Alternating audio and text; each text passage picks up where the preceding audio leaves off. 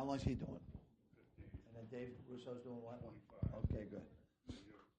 Yeah, I'll bring it home. All right. Is this too close? No, it's No? great. Okay. Am I creeping you out, Josh? No, you're not creeping. I just didn't want to creep you out. No, you're not creeping me out at all. You're a very manly man. You got a beautiful girl there. Thanks. I feel comfortable. All right, so this is Shooting the Shit with Josh Dolan, and this is the legend, Lenny Clarke. Wow. Yes? Well, is that okay I called you a legend? You call me whatever you want. Do you like I'm being glad. called a legend? Yeah. I mean, All right. I'm not done yet, but that's good. We came out of Charlie's Kitchen, and it used to be the bus station there. It's the Harvard School of Government now. Yeah. But it used to be the train yard, and they had these trackless trolleys where they had these electric wires where these two poles would go up and hit the wires and then powered up the bus. So someone said, I'll give you $50 if you can start that bus. So I said, you're on. So what idiot me, I went to the middle bus. There was one bus, two bus, three bus. I went to the middle bus thinking the guys in the booth won't see me starting it up. So I started up and, whoa, and they go, I'll give you $100 if you can drive it. So I was drunk. I said, yeah, I'll take it. So I put it in reverse, and I smashed the bus behind me. Then I smashed the bus in front of me, smash. Finally get out. And he goes, $200 if you can drive it through the tunnel.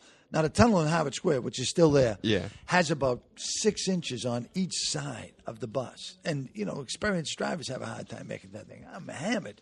And I drive down there, and there are people in there. There are elderly people in there. So I stop, and I pick them up. And I go up Mass Ave. Well, this time, the people in the train yard have called the cops, and a police chase ensues. So really, yeah. So I'm on the bus, and I see the lights coming from out of Harvard Square. So I say to the elderly people, "You got to get off here." And they said, "Well, this isn't our stop." I go, "Yeah, but it's closer. It's closer." No, go ahead, get off. So they get off. So I take off, and I drive up to Porter Square, and where there's a sports club there now, but it used to be Sears and Roebuck's. Yeah. And I swung the bus out and back in so that it blocked all the lanes, and there was a lip. There's about a foot lip that you can't drive over. Yeah. A divider. And I ran around the bus and ran through the yards up to Eddie Sarris's house, who was the captain of our football team having a big party. So I had like 150 witnesses. They knew it was me, but they couldn't prove it. And, oh, really? That's the story of when I stole the bus. I know I did earlier, but thank you on camera for doing the Bruins alumni charity game for us. I want to thank you for involving me in that. One, those guys, I still am like a little kid around those guys. I mean, they're just the nicest guys.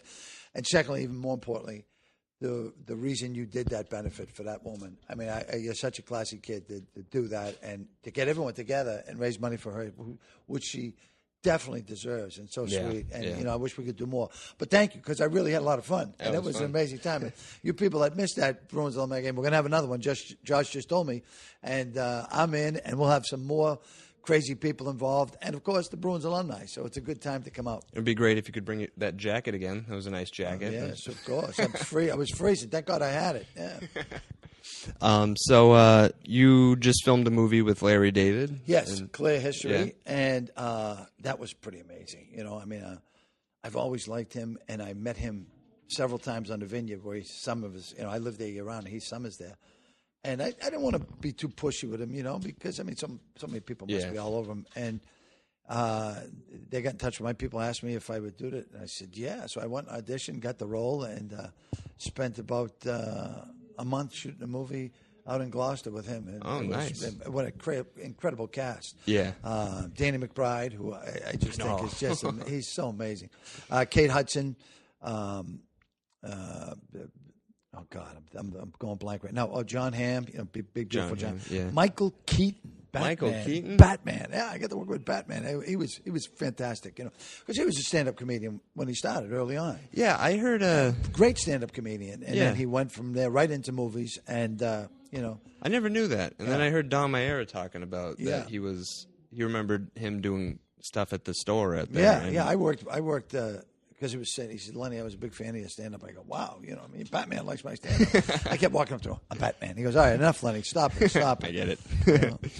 So, you've been doing comedy for how long now? 35 years. 35 years. Yeah. Is that always what you wanted to do? You know what? It all started as a joke. I never thought I was going to be a comedian. There was nobody in my family in show business. We came from a low middle class. My dad was a linotype operator for the Boston Herald. My mom was a school teacher. We had 8 kids. We were poor. Yeah. And, show business was the last thing I ever thought I'd be in. And, I was working as a janitor in City Hall, put myself through college. And one night I took the other janitors out for a few beers, and we saw these comedians. One of them was Steve Sweeney. And I was blown away. I said, man, I want to do that. Yeah. And they said, and then there was another guy, and the other janitor said, you're funnier than him. So I went back a couple weeks later, went on, and that's the rest is history. I've been doing it ever since. That's awesome. Yeah. And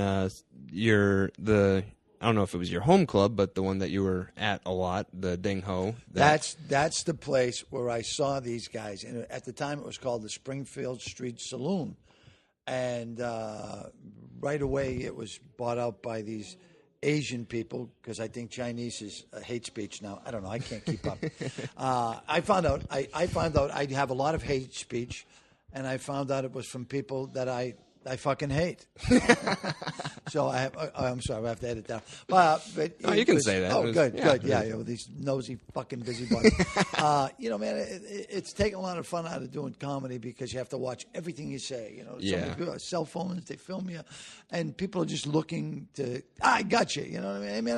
I'm a comedian. I mean, what I'm saying is funny. It's not fact. It's not. It's not to hurt anybody. I'm just out there trying to make people laugh. I feel like the tables kind of like turned. Like the comedians, well, not me, because I wasn't around back then, but back then in the 80s, like the comedian told the crowd, like they set the tone. But I feel like now the crowd is telling the comedian how the show's going to go. You know what?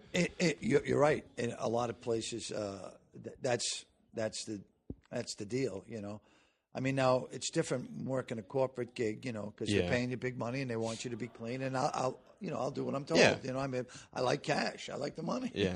But the stand-up that I loved was just, I mean, I don't do that anymore, but I'd come in whacked out of my mind, get on stage and say whatever I was thinking, and people go, he's so funny. And I wasn't even trying to be funny. I was just saying what was on my mind, what happened that day.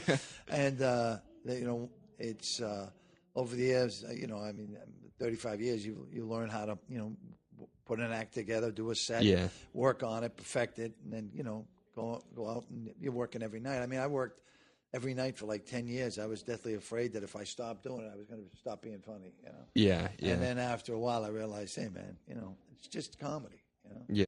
So, I saw a video recently with you and Sam Kinison in it. Oh, you friends with Sam? I was very, very good friends with Sam. Did you ever do coke with Sam? Yes, I did. yes, I did. Sam was he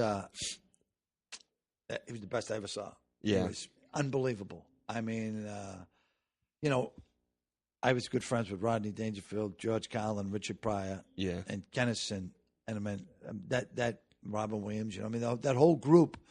But Kennison was like nothing I ever saw in my life, and he was crazy. I mean, he used to be a preacher. He was a preacher before he started doing comedy. Yeah. So he had the ability to capture people and just hold them. But then when he was doing his comedy, it was unbelievable.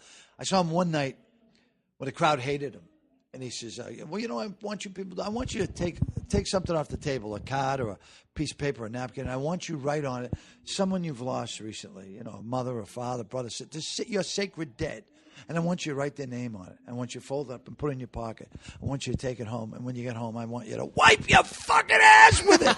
And I couldn't. And bottles. People started throwing bottles and drinks out. It was like a fucking riot. I mean, and that was just one of. He was. So they already hated him. They hated him already, and then he put him over the edge. He would love. He would encourage you to hate him more if you didn't like him. Now, did you ever have a night like that where? Yeah. The whole. There were times when I was doing it so much that I actually would lose the crowd on purpose to see if I could get them back. That's because you were doing it show after show after show, night after night after night, drinking, drugging, and you get bored. And I said, well, you know what? Let me see if I can make them hate me. And it was pretty easy to make them hate you. If you say certain things to people, start calling women cunts and stuff. They don't go for that. And then the trick was to win them back. Yeah. You know what I mean? Now, a couple nights I was drunk and coked and miserable, and I just said, geez, how many if I can drive out of the room? And I got fired, and it was a great paying gig, and I had to call the owner's mother, who was like one of my number one. Pat Lyons owned the Paradise. Yeah. And Stitches was there, and they fired me. And Pat Lyons didn't fire me, but the people working for him fired me. And they had every right to. I deserved to be fired. I was an asshole. I don't know what. Well, I was out of my mind. That's what happened. And I emptied a room, and they just can't have that.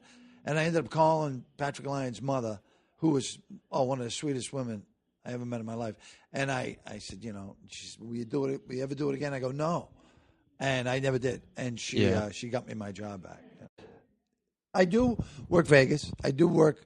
In fact, I'm going to the Foxwoods at the end of the month. Oh, you are? Yeah, I'll be down there. And then next month, in March for a weekend. And I do the Borgata in Atlantic City. It's a great club, great people down there, nice room. And I travel around. I was doing a lot of USO shows. I was traveling the world. I've been to Spain, Italy, Greece, Guantanamo Bay, Germany. I mean, I was the entire United States. Guantanamo Bay. Oh. Unbelievable. It was fantastic. Yeah. It's still open? It's still open, and it's at one time it must have been the most beautiful, pristine place you've ever seen in your life. The water was good, but it's run down. I mean, we haven't kept it up. Yeah. All we got is prisoners. Yeah. Before we let them all go. Yeah. So, rightfully so. We're mean. Yeah. Please. I don't know. That's another thing. I'm so politically incorrect that, and you can't do one thing I've learned over the years. You can't do politics, even if what you're saying is right, and even if you're saying what you believe in. 50% of the crowd is going to be the other way. Yeah. It goes right down the middle, and you're going to lose half the crowd. You're not going to win them over. Yeah. Because they're dyed in the wool what they stand for, even if they know it's wrong, and you get your facts straight. Please, it's right there. It's right there in front of you. Most of it's a joke too. So it is a joke. It is. I'm joking, but I mean, we're going to hell in a handbasket. Yeah. The war on immigration, forget it. It's over. We lost. They're all here now. Right. I'm a minority in 3 states so far, and we're closing in on 5. I mean, it's unbelievable. Yeah. So is in your opinion, is Obama the greatest president or the best president we've ever had? Well, since I'm on tape, Barack Hussein Obama is the greatest president that ever lived. I have drank the Kool-Aid. I think we should elect him again and again and again, make him king for life. He's the man. Please. All right, so time's up. Well, I'm sorry I have to go. But, Josh, I just want to tell you, it's always a pleasure to see you. I love working with you. I'm glad you get your show. Glad you got a hot girl. And I'm very happy for you. And thanks so much for everything, pal. Thank you. Great seeing with you. Good luck tonight. All right, pal. Thank you. Thanks. Thanks so much. Yeah. Thank you. Far too kind. Woo. Yeah. Ready? Woo. Let's go. Can I get an encore? Do you want more? Cook and roll with the Brooklyn boys.